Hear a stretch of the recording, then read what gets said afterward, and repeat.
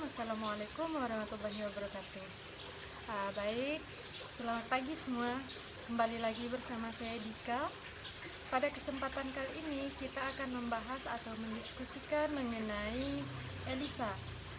Jika kemarin atau pada video sebelumnya kita sudah menjelaskan atau berdiskusi mengenai imunokromatografi dan sedikit menyinggung mengenai ELISA, maka pada kesempatan kali ini kita akan membahas mengenai ELISA, mulai dari prinsip hingga prosedur kerja secara umum. ELISA merupakan singkatan dari Enzim Link Immunosorbent Assay.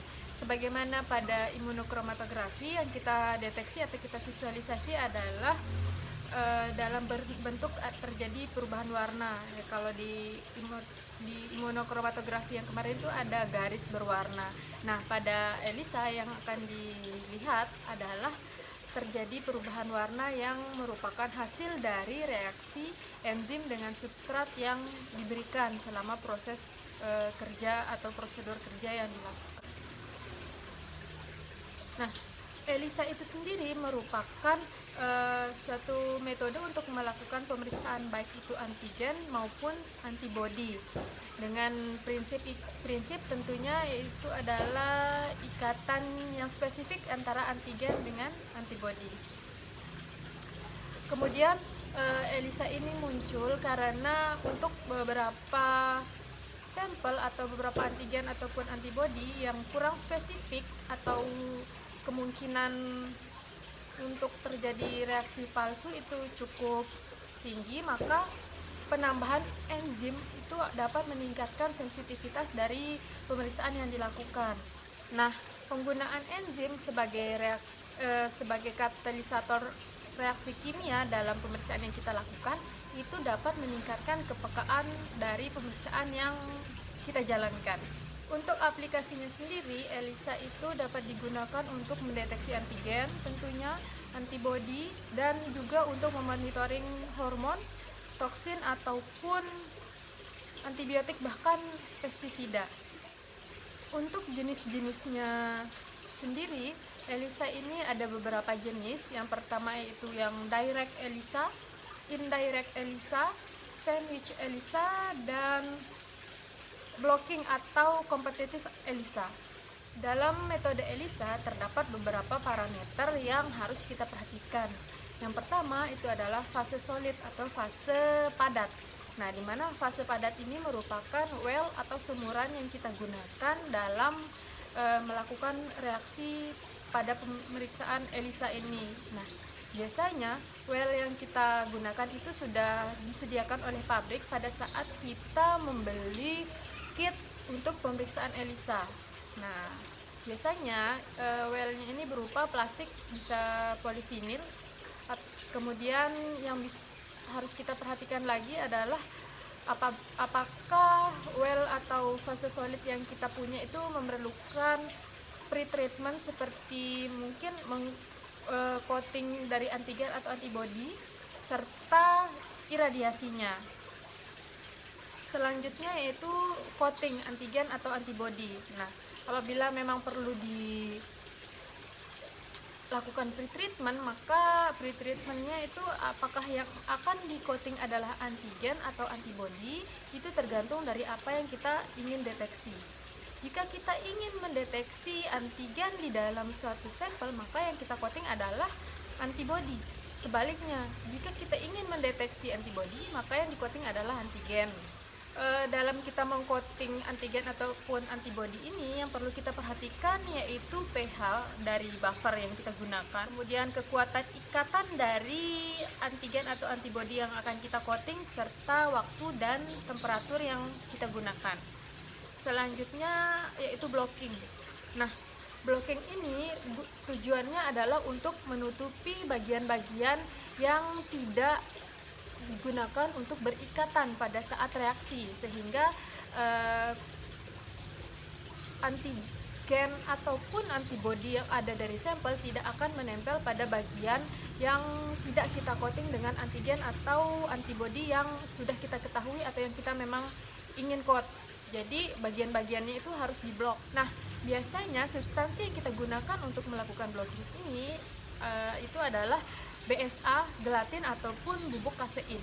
Parameter selanjutnya adalah monoklonal antibody ataupun secondary antibody. Nah, atau bisa juga itu adalah antibody konjugat.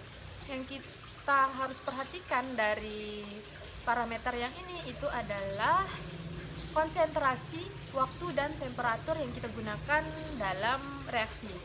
Monoklonal antibody atau secondary antibody atau antibody konjugat ini adalah antibody yang kita sudah tempelkan atau labelkan dengan enzim, sudah kita konjugasi dengan enzim. Kemudian parameter yang terakhir adalah washing buffer atau buffer pencuci. Nah, kegunaan dari buffer pencuci ini adalah untuk membuang sisa-sisa antigen ataupun antibodi yang tidak berikatan atau tidak bereaksi. Untuk ELISA yang mendeteksi antigennya itu bisa dari material klinik berupa antigen virus. Nah, antigen virusnya ini bisa antigen struktural maupun non-struktural. Kemudian antigen dari bakteri. Nah, ini bisa berupa toksin dari bakteri itu ataupun protein spesifik dari bakteri yang akan kita uji. Kemudian antigen parasit bisa berasal dari antigen struktural. Kemudian bisa juga dari excretory produk yang dihasilkan oleh si parasit.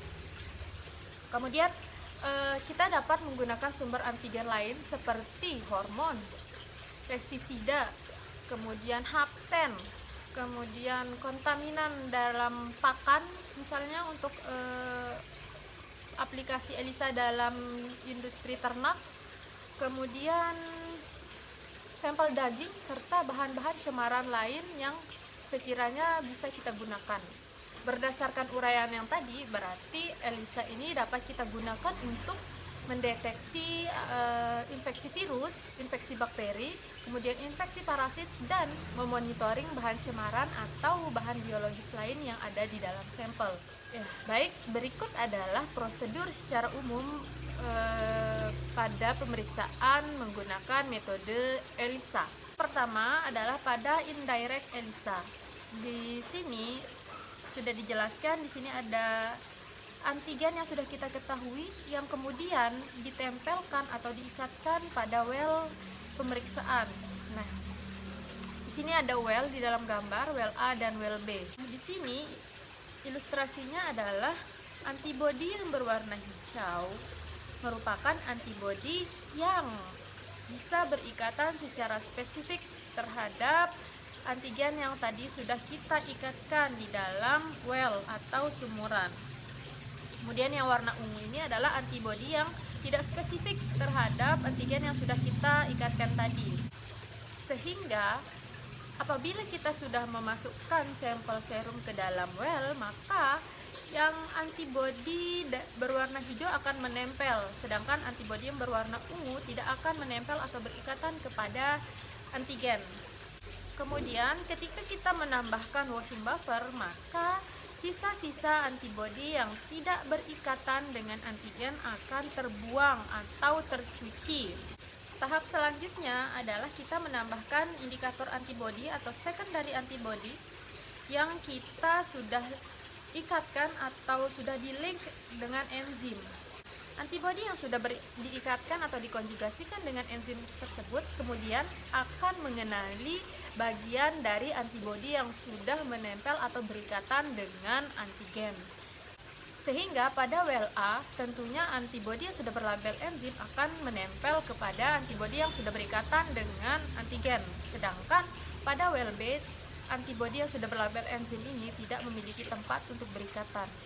Nah, akibatnya pada saat kita melakukan pencucian, antibodi yang tidak berikatan ini akan tercuci dan terbuang. Ketika kita menambahkan substrat, maka pada well A akan terjadi reaksi antara enzim dengan substrat, sehingga nanti pada saat visualisasi akan terbentuk warna. Sedangkan pada well B itu tidak akan terbentuk warna karena enzim tadi sudah tercuci. Oleh karenanya, pada pemeriksaan menggunakan metode ELISA yang dikatakan positif itu adalah yang muncul warna, sedangkan yang tidak terbentuk warna itu dikatakan negatif. Selanjutnya yaitu capture atau antibody sandwich ELISA. Nah, pada metode sandwich ELISA ini, pertama-tama antibody diikatkan di well atau sumuran yang kita gunakan. Kemudian kita menambahkan antigen yang akan kita ujikan. Antigen tersebut kemudian akan berikatan secara spesifik pada bagian FAB dari antibodi yang sudah kita ikatkan di well tadi. Selanjutnya kita akan menambahkan antibodi sekunder yang sudah kita labelkan dengan enzim. Baru kemudian ditambahkan dengan substrat. Nah, jika antigennya berikatan dengan antibodi yang spesifik sudah kita ikatkan tadi pertama, maka nanti substratnya akan bereaksi dengan antibodi sehingga terbentuk warna. Tetapi jika antigennya tidak sesuai dengan antibodi yang kita sudah ikatkan tadi, maka tidak akan terbentuk warna. Karena antigen dengan antibodi yang sudah terlabel enzim tadi itu sudah tercuci pada saat kita menambahkan washing buffer. Untuk radioimmunoassay itu prinsipnya sama dengan ELISA, tetapi antigen atau antibodinya itu tidak dilabel dengan enzim, tetapi dilabel menggunakan isotop radioaktif dan kemudian di tracing. Baik, sekian diskusi kita kali ini, semoga bermanfaat. Assalamualaikum warahmatullahi wabarakatuh.